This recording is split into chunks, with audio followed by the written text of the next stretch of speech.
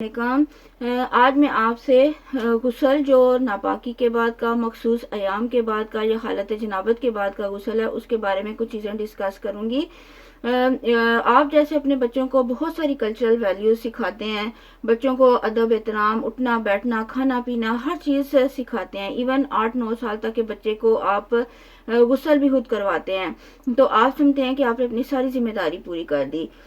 لیکن یقین مانیں کہ جب بچہ بالغ ہو جاتا ہے یا گرو انف ہو جاتا ہے تو اس کو اس کا جو غسل اس وقت جو کرنا ہے وہ بھی بتانا اتنا ہی ضروری ہے، اور شاید ان سب چیزوں سے زیادہ ضروری ہے۔ اس چیز کی اہمیت کا اندازہ اگر آپ قرآن پاک کا ترجمہ پڑھیں یا احادیث مبارکہ کا مطالعہ کریں تو آپ کو ہوگا کہ یہ کتنی امپورٹنٹ چیز ہے، جس کو ہم بتانے میں کوتاہی کر دیتے ہیں۔ بہت سے پیرنٹس اپنے بچوں کو بتاتے بھی ہیں، لیکن موسٹلی پیرنٹس ایسے ہوتے ہیں جو بچوں سے یہ چیزیں ڈسکس نہیں کرتے۔ ظاہر ہے کہ ادب احترام کا وہ ایک فیکٹر ہوتا ہے یا ایک جھجک ہوتی ہے کہ بچوں سے اس بارے میں بات نہیں کی جاتی، لیکن اگر آپ خود بات نہیں کر سکتے ہیں تو آپ ان کے لیے یہ ارینج کر دیں کہ جو ان کے بچوں کے دینی جو ٹیچر ہیں یا بچوں کے جو دینی استاد ہیں وہ بچوں کو اس بارے میں ضرور بتائیں۔ یہ چیزیں جو ہیں وہ بچوں کے لیے جاننا انتہائی ضروری ہے۔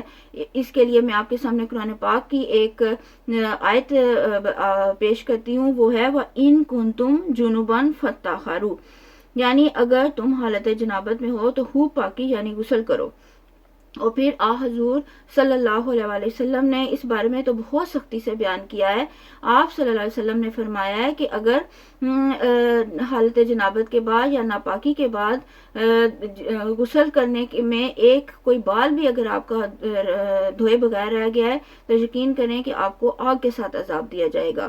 استغفر اللہ۔ ایک اور جگہ پہ آپ صلی اللہ علیہ وسلم نے فرمایا ہے کہ ناپاک جو مرد اور عورتیں ہیں ان کے گھروں کا رخ جو ہے وہ مسجدوں سے پھیر دو، میں انہیں حلال قرار نہیں دیتا۔ استغفر اللہ۔ اب آپ کو اندازہ ہو گیا ہوگا کہ ہمارے بچوں کو یہ بتانا کتنا ضروری ہے۔ میں آپ کو غسل کے فرائض بتاتی ہوں۔ غسل کے 3 فرائض ہیں، ایک منہ میں کلی کرنا، دوسرا ناک میں پانی ڈالنا، اور تیسرا پورے بدن کو دھونا۔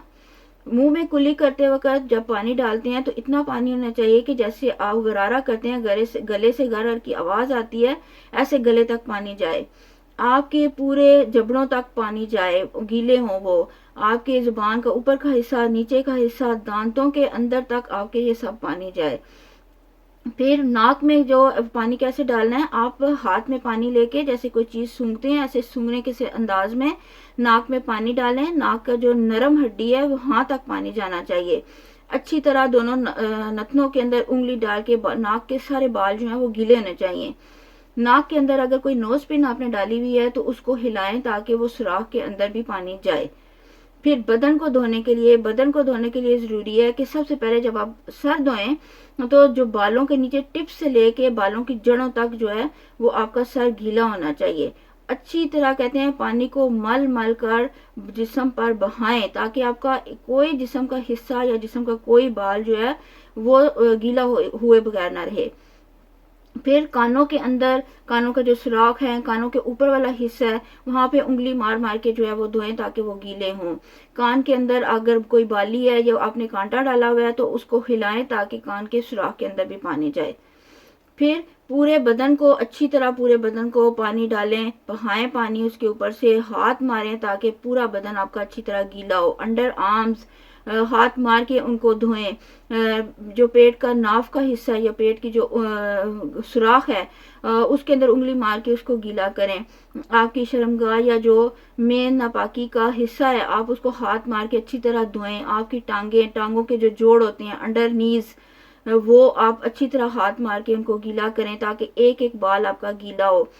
پاؤں کی انگلیاں، ہاتھوں کی انگلیاں جو درمیان میں ہلا ہوتے ہیں، گیپس ہوتے ہیں انگلیوں کے درمیان، وہاں آپ ہاتھ مار کے ان کو گیلا کریں تاکہ ایک ایک بال گیلا ہو۔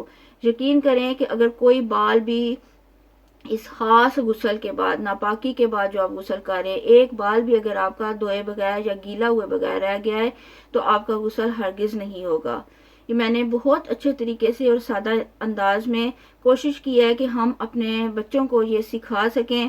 اگر آپ مزید تفصیل سے یہ جاننا چاہتے ہیں تو بچوں کو دینی کوئی کتب لا کے دیں تاکہ وہ اس بارے میں ضرور سٹڈی کریں. اگر آپ خود نہیں بتا سکتے تو آپ ایٹ لیسٹ بچوں کو یہ ویڈیو دیکھنے کو ضرور دیں تاکہ وہ انہیں سیکھنے کا موقع ملے. اللہ تعالیٰ سے دعا کرتی ہوں کہ مجھے اور آپ کو اور ہم سب کے بچوں کو اللہ تعالیٰ سنت نبوی کے مطابق چلنے کی توفیق دے. دعاؤں میں یاد رکھیے. اپنا بہت سا خیال رکھیے گا. اللہ حافظ.